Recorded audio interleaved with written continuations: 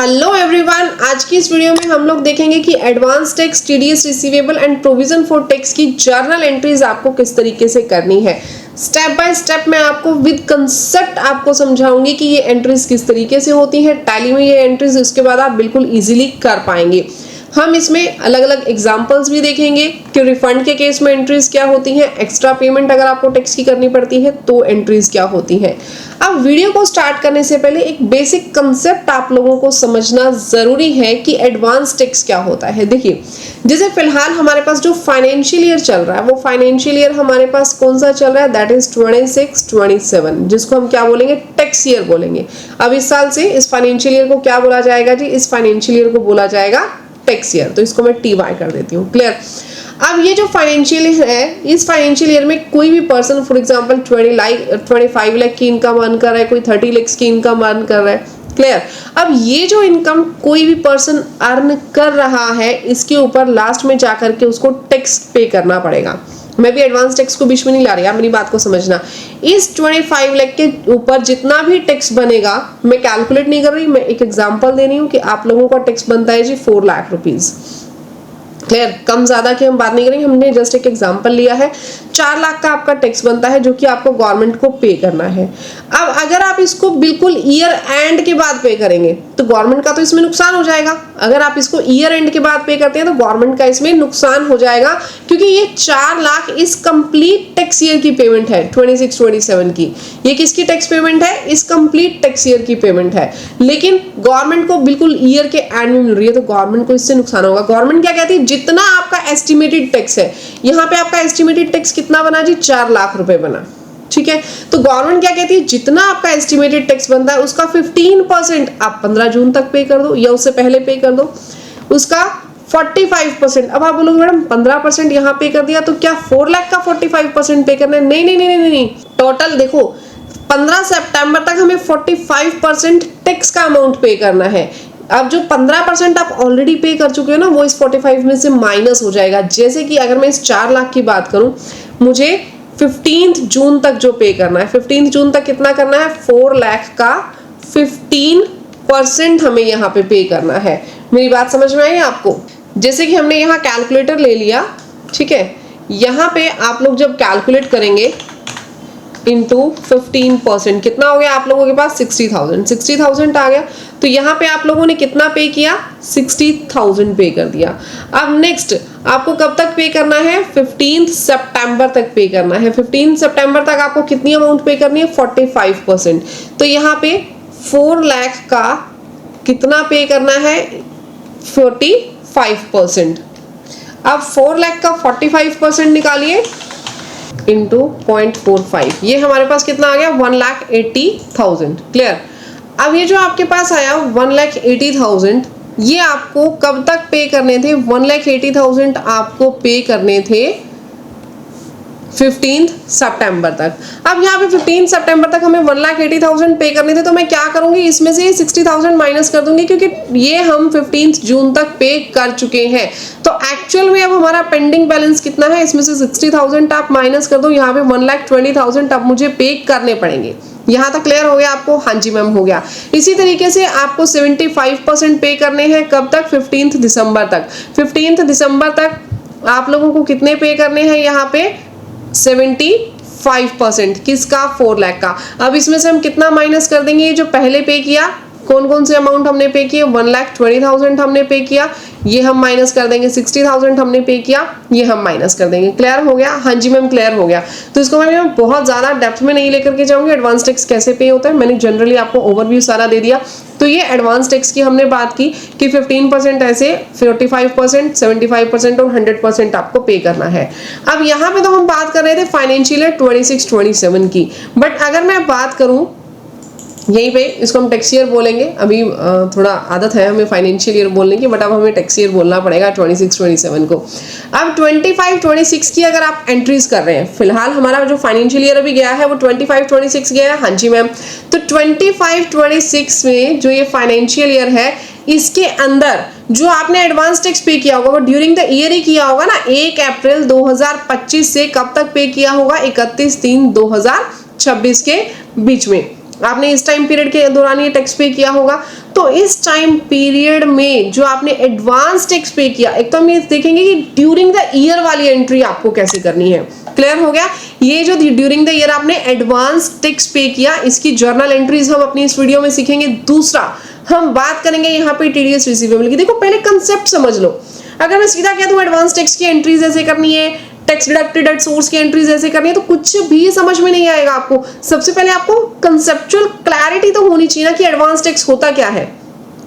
Clear? और TDS receivable होता क्या है। एडवांस टैक्स को अगर आप इससे भी डेप्थ में समझना चाहते हो, कंप्लीटली 100% इसका ओवरव्यू लेना चाहते हो, मुझे कमेंट सेक्शन में बताना, मैं एक सेपरेट वीडियो डिटेल में लेके आऊंगी कि एडवांस टैक्स होता क्या है। अब बात करेंगे टीडीएस की, टैक्स डिडक्टेड एट सोर्स की। टैक्स डिडक्टेड एट सोर्स का मतलब समझते हैं। देखिए कोई भी एक पेयर है, पेयर ने पैसा पे किया किसी को भी, ठीक है, किसी को भी पैसा पे किया। फॉर एग्जाम्पल एक पर्सन को पेमेंट करनी है 50,000 की, तो वो क्या करेगा, इसमें से थोड़ा सा टैक्स डिडक्ट कर लेगा, यानी कि उसमें से 2000 रुपीज डिडक्ट कर लेगा, बाकी का पैसा जिसको उसने पे करना था वो पे कर देगा। जैसे कि हम फॉर एग्जांपल लेते हैं, किसी भी सीए को प्रोफेशनल फीस रिसीव होनी थी, कितनी, 1 लाख रुपीज। क्लियर? तो क्या किया, जो सामने वाला उसका क्लाइंट था, ये कौन है, ये क्लाइंट है, क्लाइंट ने इसके ऊपर कितना परसेंट टीडीएस डिडक्ट किया जी, 10% टीडीएस डिडक्ट किया, यानी 10,000 रुपीज क्लाइंट ने होल्ड कर लिए, और क्लाइंट ने इसको बाकी 1 लाख में से आप 10,000 माइनस कीजिए, कितना बच गया, 90,000 इसने सीए को पे कर दिया। अब ये जो 10,000 है, ये 10,000 क्या किया, टीडीएस डिडक्ट किया था, तो क्लाइंट इस टीडीएस को क्या करेगा, क्लाइंट इस टीडीएस को इनकम टैक्स पोर्टल पर जमा कर देगा। इनकम टैक्स पोर्टल पर जमा कर देगा, किसके पैन के अगेंस्ट, सीए के पैन के अगेंस्ट। तो सीए के जो 10,000 थे वो इसके पैन नंबर के अगेंस्ट गवर्नमेंट को डिपॉजिट कर दिया इसने, और 90,000 सीए को रिसीव हो गए। यहां तक मेरी बात क्लियर हुई? हाँ जी मैम। और ये जो 10,000 इसने एज ए टीडीएस डिडक्ट किए, इसको ये वाला पर्सन अपनी आईटीआर के अंदर क्लेम कर सकता है। ठीक है जी, ये सीए इसको अपनी आईटीआर के फाइलिंग के टाइम पे क्लेम कर सकता है। अब यहां पे अगर आप प्रोसेस देखेंगे तो ये कौन है, पेयर। ये पर्सन कौन है, ये पर्सन है जी पेयर। इस पर्सन ने क्या किया, सीए को पैसा पे किया और टीडीएस डिडक्ट कर लिया। ये जो टीडीएस डिडक्ट हुआ, ये इसको किसको पे कर देगा, गवर्नमेंट को पे कर देगा, और जो इनकम टैक्स पोर्टल पर उसे टीडीएस डिडक्टेड के तौर पे वहां पे दिखेगा। आप 26AS फॉर्म देखेंगे, उसके अंदर आपका टीडीएस जो है वो नजर आता है आप लोगों को। यहां तक मेरी बात समझ में आ गई? हाँ जी मैम, समझ में आ गया। अब हमें लेकर के चलिए आप जर्नल एंट्रीज की तरफ। तो जर्नल एंट्रीज हम लोग देखते हैं इसकी आपको किस तरीके से करनी है। देखिए अब यहाँ पे आप थोड़ा सा एक कंसेप्चुअल क्लैरिटी और ले लो। जो एडवांस टैक्स है, एडवांस टैक्स आपने डायरेक्टली किसको पे किया, एडवांस में पे किया गवर्नमेंट को, या आपने एडवांस में किसको पे कर दिया जी, गवर्नमेंट को पे कर दिया, और डायरेक्टली आपने खुद से ये पे किया है। ये क्या है, एक तरीके से एसेट्स हैं। एडवांस टैक्स क्या है, एसेट्स हैं। देखो जब आप एडवांस में किसी को कुछ भी पे कर रहे हो, हमारा टैक्स पे करना बनता था गवर्नमेंट को। मेरी बात ध्यान से समझना, आपका गवर्नमेंट को टैक्स पे करना बनता था, लेकिन आपने अपनी लायबिलिटी एडवांस में पे कर दी। अब कोई भी लायबिलिटी एडवांस में पे करोगे तो ये बैलेंस शीट है, बैलेंस शीट में कहां दिखाई देगी, बैलेंस शीट की एसेट साइड पे आपको वो आपने एडवांस में पेमेंट कर दी अपनी, वो दिखाई देगी। तो ये एक तरीके से क्या बन गई, आपकी एसेट बन गई। टीडीएस रिसीवेबल, टीडीएस रिसीवेबल भी आपके नाम पे गवर्नमेंट को जमा हो गया, एक तरीके से एडवांस टैक्स जमा हो गया। ये भी तो टैक्स ही है ना जो जमा किया, बट यहां पे आपने डायरेक्टली पैसा खुद पे किया था एडवांस टैक्स में। बट टीडीएस रिसीवेबल के केस में ये जो पैसा है ये आपने नहीं किया, किसी थर्ड पर्सन ने, आपके पेयर ने किया। आपने किसी से पैसा लेना था, लेकिन उसने उसमें से थोड़ा सा टैक्स डिडक्ट करके किसको पे कर दिया, आपके जो टैक्स इनकम टैक्स डिपार्टमेंट है उसको पे कर दिया। आपके भी हाथ पे यहाँ कोई और पे कर रहा है टीडीएस रिसीवेबल में, लेकिन एडवांस टैक्स में आप खुद से अपना टैक्स जो है वो पे कर रहे हो। क्लियर हो गई मेरी बात? हाँ जी मैम, क्लियर हो गई। प्रोविजन फॉर टैक्स की बात करें, प्रोविजन फॉर टैक्स क्या है, लायबिलिटी है। प्रोविजन फॉर टैक्स यानी करंट ईयर का एस्टिमेटेड टैक्स लायबिलिटी जो आपको बुक्स के अंदर नजर आ रही है। आप लोगों ने एडवांस टैक्स पे नहीं किया, ठीक है। यहाँ पे दो केस हो सकते हैं, नंबर 1, नंबर 2, आपने एडवांस टैक्स पे नहीं किया, या आपने एडवांस टैक्स पे करा लेकिन आपकी एस्टिमेशन गलत थी, एडवांस टैक्स कम जमा हुआ। आपका टैक्स तो बनता था 5 लाख रुपए, आपने एडवांस टैक्स कितना पे किया, 4 लाख रुपए, तो एडवांस टैक्स क्या हुआ, कम पे हुआ तो 1 लाख का टैक्स आपको एक्स्ट्रा पे करना है, यहाँ पे तो पूरे 5 लाख का टैक्स आपको पे करना है। क्लियर? तो अब यहाँ पे ईयर एंड पे यानी 31 मार्च में आपने देखा कि आपने टैक्स पे नहीं किया, तो 31 मार्च को आप लोग क्या बनाएंगे, एस्टिमेटेड टैक्स लायबिलिटी बनाएंगे करंट ईयर की, कि करंट ईयर में आपकी एस्टिमेटेड टैक्स लायबिलिटी कितनी बनती है, कितना आपको टैक्स पे करना है। क्लियर? अब advance tax and TDS are tax credit assets, provision for tax represents the current tax liability.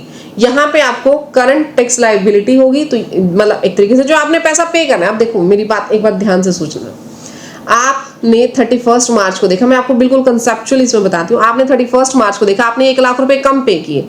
1 lakh जो आपने कम पे किए वो अब आप कब पे करोगे, आफ्टर 31 मार्च आपको पे करने हैं।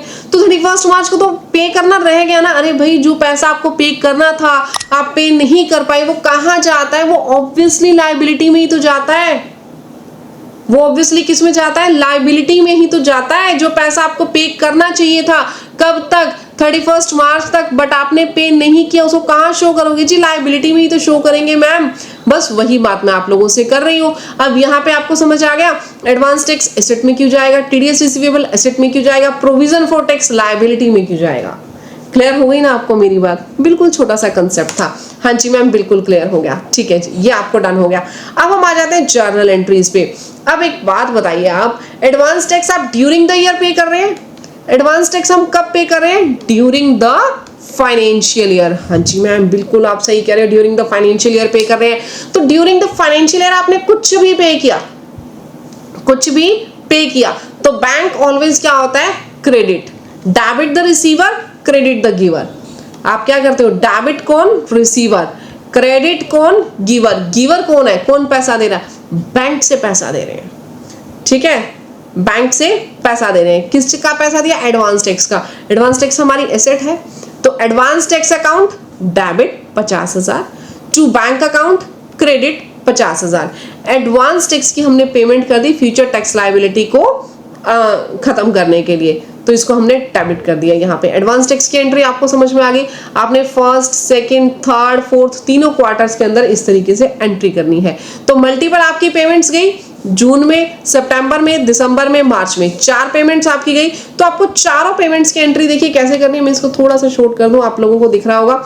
जून की हमने एंट्री की advance tax account debit to bank account. मैंने बिल्कुल प्रैक्टिकल एंट्रीज ली, और नोट्स के लिए टेंशन मत लेना, मेरा ग्रुप ज्वाइन कर लो। व्हाट्सएप ग्रुप का लिंक नीचे दिया हुआ है, और जो ग्रुप आप ज्वाइन करेंगे उसके अंदर ये मैं ऑटोमेटिकली जो आपके नोट्स हैं वो शेयर कर दूंगी, निश्चिंत रहिएगा। बिल्कुल ये नोट्स हम लोग फ्री ऑफ कॉस्ट शेयर करते हैं। लेकिन देखिए बार बार मेरे पास अलग अलग बहुत सारे लोगों के मैसेज आते हैं कि फलाने नोट्स दे दो, फलाने नोट्स दे दो।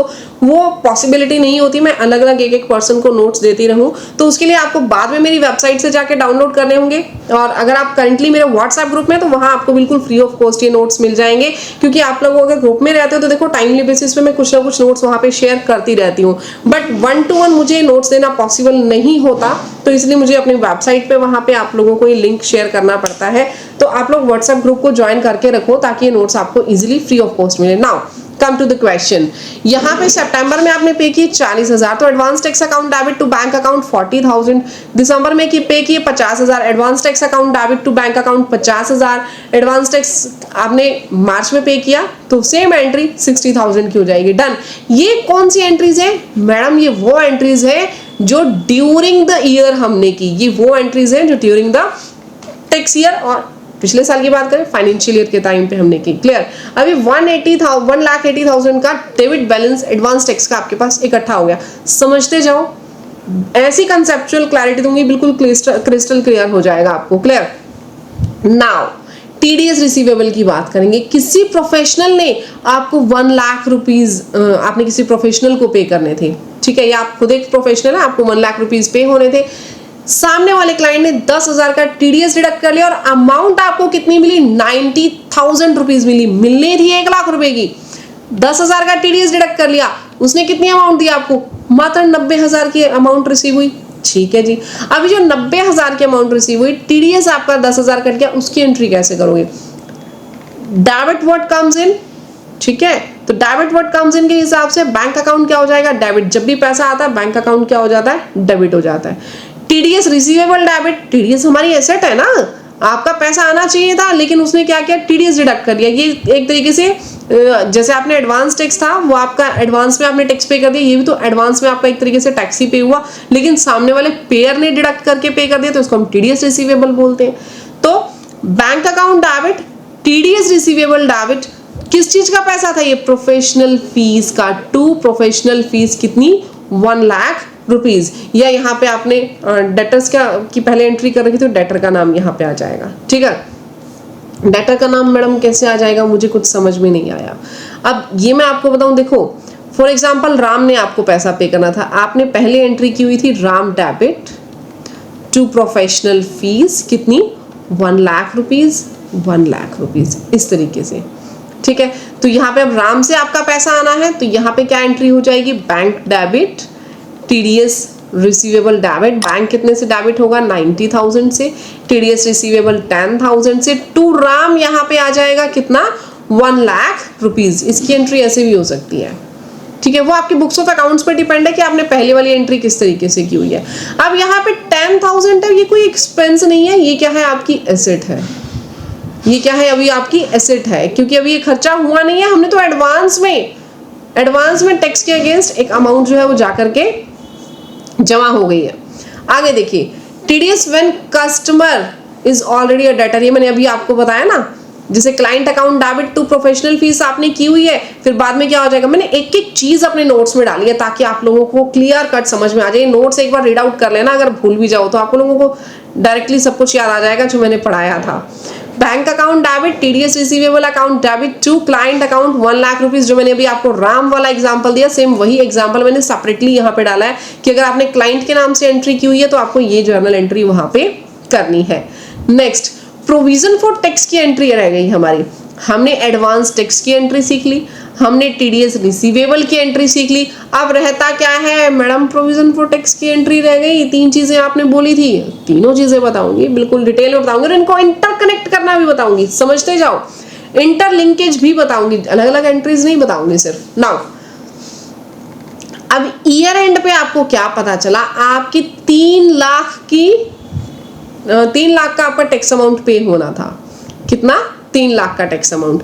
अब यहाँ पे एंट्री आप क्या करेंगे, जो 3 लाख का आपका टैक्स अमाउंट, यहाँ पे मैं लेके चल रही हूँ कि अभी आपने 0 पे किया, पहले आपने कुछ नहीं पे किया और 3 लाख का आपको टैक्स पे करना है, तो आप एंट्री क्या पास करेंगे, income tax expense debit to provision for income tax. यहाँ पे क्रेडिट में इसकी एंट्री क्यों आई, क्योंकि ये टैक्स हमें पे करना चाहिए था, ध्यान से समझना, ये टैक्स हमें पे करना चाहिए था लेकिन हमने पे नहीं किया। अब पे नहीं किया तो क्या बन जाएगा, वो हमारी लायबिलिटी बन जाएगा। लायबिलिटी को तो हम यहाँ पे क्रेडिट ही करेंगे ना। तो यहाँ पे देखो, इनकम टैक्स एक्सपेंस ये प्रॉफिट एंड लॉस अकाउंट से बनेगा, जो प्रोविजन फॉर टैक्स है वो कहाँ जाएगा, करंट लायबिलिटीज में जाएगा, और इनकम टैक्स एक्सपेंस कहाँ हम शो करेंगे, इनडायरेक्ट एक्सपेंसेस में शो करेंगे, इनडायरेक्ट एक्सपेंसेस में हम इसको शो करेंगे। क्लियर। अब हम बात करें इसको प्रैक्टिकली जोड़ने की। अब अगर मैं ऊपर वाले तीनों एग्जांपल्स को ऐड कर दूं तो देखो आपके पास एक प्रैक्टिकली एक सिनेरियो बन के यहाँ पे आ जाएगा।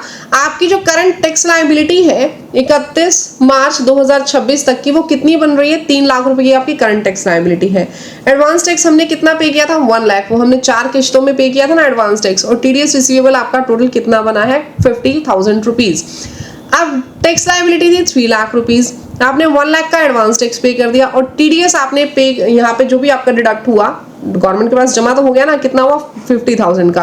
तो टोटल ये 1,50,000 आपके डिपार्टमेंट के पास पहुंच चुके हैं, इनकम टैक्स डिपार्टमेंट या गवर्नमेंट के पास आप लगा के चलो पहुंच गए। टैक्स लायबिलिटी टोटल कितनी थी, 3 लाख की।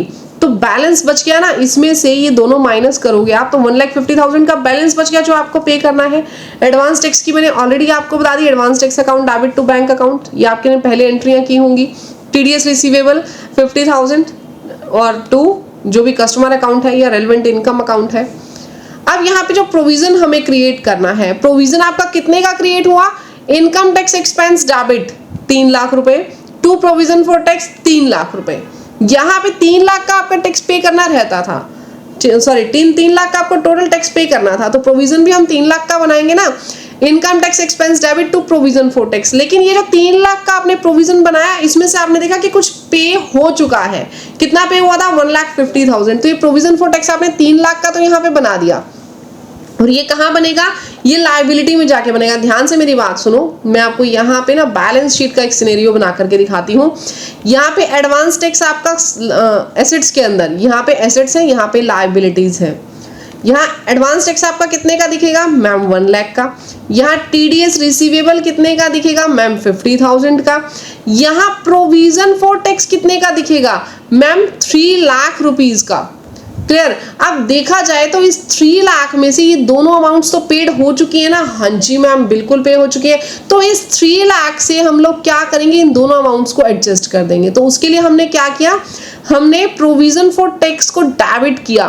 कितने से? 1,50,000 रुपीज से, क्योंकि ये दोनों अमाउंट्स आपकी पे हो चुकी हैं।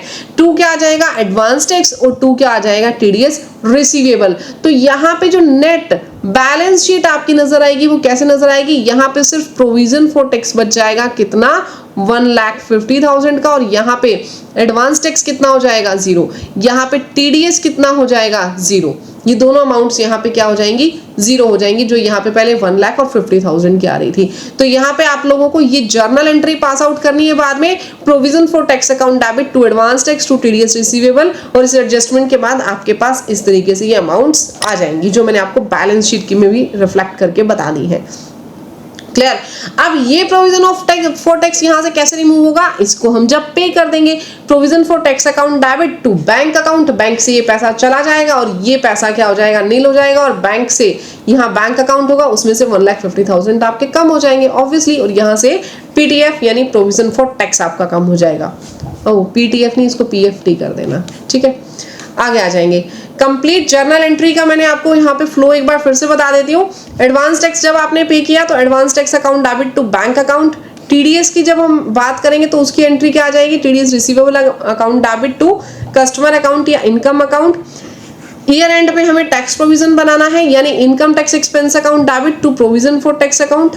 टैक्स को एडजस्ट करेंगे तो provision for tax debit to advance tax और टीडीएस रिसीवेबल अकाउंट।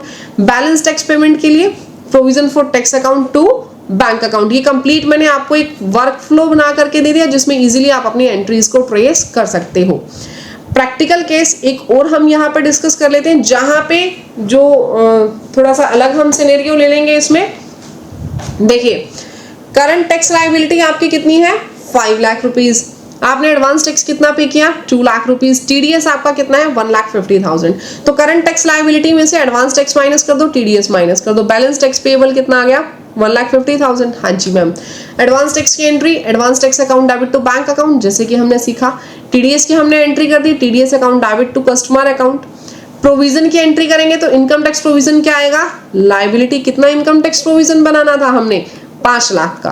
तो 5 लाख रुपीज यहाँ पे आ जाएंगे। Income tax expense debit to 5 lakh, provision for tax debit to provision for tax 5 lakh rupees. Clear? अब एडजस्टमेंट करेंगे कितनी अमाउंट का? 3,50,000 का। तो कैसे एडजस्टमेंट आ जाएगा? Provision for tax debit to advance tax और टू टीडीएस रिसीवेबल। क्लियर? ये हमारे पास यहाँ पे एंट्री आ गई 3,50,000 की। बाकी बचा हुआ 1,50,000 हम लोग बैंक से यहाँ पे पे कर देंगे। नेक्स्ट केस हम लोग देखेंगे रिफंड का। मैम रिफंड का केस क्या होता है? रिफंड का केस वो होता है जहां पे आपकी लायबिलिटी कम बनी है, लेकिन एडवांस टैक्स और टीडीएस रिसीवेबल आपने ज्यादा पे किया हुआ है। ठीक है, वहां आपके पास क्या आएगा? वहां आपके पास रिफंड आएगा। अब उस केस में आपको क्या करना है? देखो, करंट टैक्स लायबिलिटी 2 लाख की बनती है, एडवांस टैक्स 1 लाख और टीडीएस रिसीवेबल 1,50,000। टोटल टैक्स कितने आपने क्रेडिट कर दिया ऑलरेडी? यहाँ पे 2,50,000, लेकिन बनता था 2 लाख का। एक्सेस कितना हो गया? 50,000। ठीक है, अब यहाँ पे अगर एक्सेस आ गया तो क्या आ जाएगा? एक्सेस आ जाएगा तो आप लोगों के पास आपका रिफंड आ जाएगा। यहाँ पे बैंक अकाउंट आपका डेबिट हो जाएगा। रीजन बीइंग कि बैंक में पैसा आपके पास रिसीव हुआ है। अब यहाँ इस केस में आपको करना क्या है? देखिए, हाँ ये वाला हमारा केस है। यहाँ पे आपके पास जो प्रोविजन आपने क्रिएट किया वो 4 लाख का था, लेकिन फाइनल टैक्स लायबिलिटी आपकी कमाई 3,50,000 की। तो 50,000 आपका एक्सेस प्रोविजन था ना, इसका हमें रिफंड मिलेगा। तो यहाँ पे एंट्री क्या होगी? Provision for tax debit to income tax expense आपका कितना आ जाएगा? 50,000 रुपीज। अगर मैं ऊपर वाले की कंप्लीट आपको एक बार एंट्रीज करके बता देती हूँ आप लोगों को कैसे करना है ताकि आप कंफ्यूज ना हो। देखिए एडवांस टैक्स की जो आपने एंट्री की होगी, मैं बैलेंस शीट यहाँ पे बनाऊं तो यहाँ पे एडवांस टैक्स कितना है आपका 1 लाख, क्लियर। यहाँ पे टीडीएस आपका रिसीवेबल कितना है 1,50,000। यहाँ पे आपका जो प्रोविजन फॉर टैक्स है करंट टैक्स लाइबिलिटी वाला ये कितना है, ये हमारा 2 लाख रुपीज। अब आप इसको एडजस्ट कैसे करेंगे, एडजस्ट हम इसको ऐसे करेंगे, प्रोविजन फॉर टैक्स डेबिट कितना आ जाएगा जी 2 lakh rupees, to advance tax 1 lakh, to TDS receivable कितना 1 लाख, ये आपका एडजस्ट हो गया। तो फाइनली बैलेंस शीट में क्या फिगर आ जाएगी, यहाँ पे टीडीएस शो होगा कितने का 50,000 का। तो यहाँ पे बाद में जर्नल एंट्री क्या होगी, बैंक अकाउंट डेबिट कितना 50,000 टू टीडीएस रिसीवेबल कितना 50,000। तो नेट फिगर क्या आएगा बैलेंस शीट में, ना यहाँ पे 80 होगा, ना एडवांस टैक्स, ना यहाँ पे टीडीएस होगा। यहाँ पे क्या हो जाएगा, जो बैंक की आपकी फिगर है वो 50,000 से बढ़ जाएगी। मेरी बात समझ में आ गई। ये रिफंड के केस में एंट्री है। ये कौन से केस में मैंने एंट्रीज आपको बताई हैं, जब आपका रिफंड हो, रिफंड के केस में आपके बैंक के अंदर लास्ट में पैसा आ जाएगा। क्लियर हो गई मेरी बात, हाँ जी मैम। तो इस तरीके से आप ये जस्ट रीड आउट कर लेना। ये मैंने कुछ एक और एग्जांपल्स आपको दिए हैं। सेल्फ असेसमेंट टैक्स की भी मैंने आपको एंट्री बता दी थी। यहाँ पे सेल्फ असेसमेंट टैक्स यानी कि आप खुद से टैक्स असेस करके अपना पे कर रहे हो, तो यहाँ पे income tax account debit to bank account करेंगे, आपकी सेल्फ असेसमेंट टैक्स की यहाँ पे एंट्री हो जाएगी।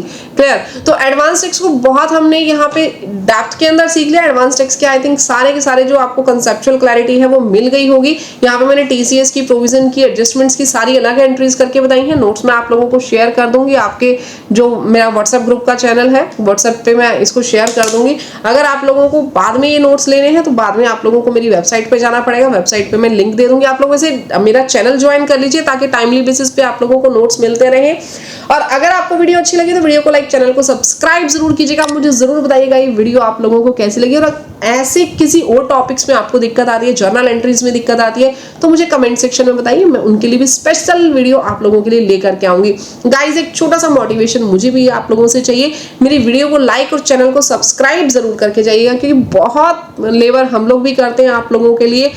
इतनी वीडियोस बनाने के लिए हम भी बहुत ज्यादा मेहनत करते हैं, तो उस मेहनत का इतना सा रिवॉर्ड जरूर दीजिएगा। चैनल को सब्सक्राइब जरूर करके जाना। Thank you everyone, thank you so much.